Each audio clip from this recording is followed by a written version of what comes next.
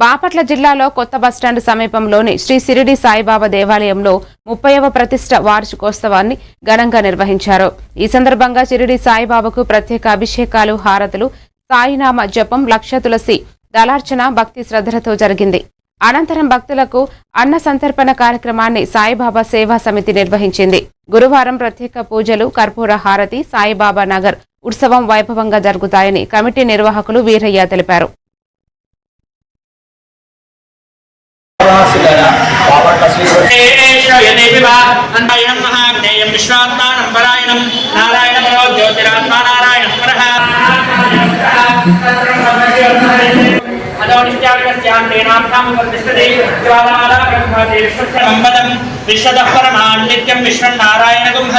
నమస్కారం.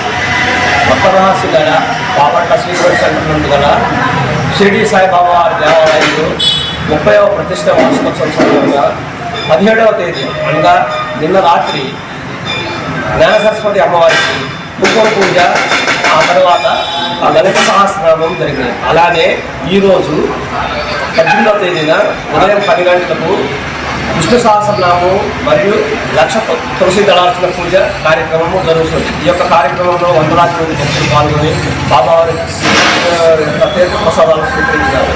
అలానే రేపు 19వ తేదీ ఉదయం బాబావారికి పంచామృతాలతో విశేష అభిషేకం చేసిన తర్వాత మధ్యాహ్నం 12 గంటలకు అన్నసంతర్పణ కార్యక్రమం జరుగుతుంది. భక్తులందరూ ఈ యొక్క అన్నసంతర్పణ కార్యక్రమంలో పాల్గొని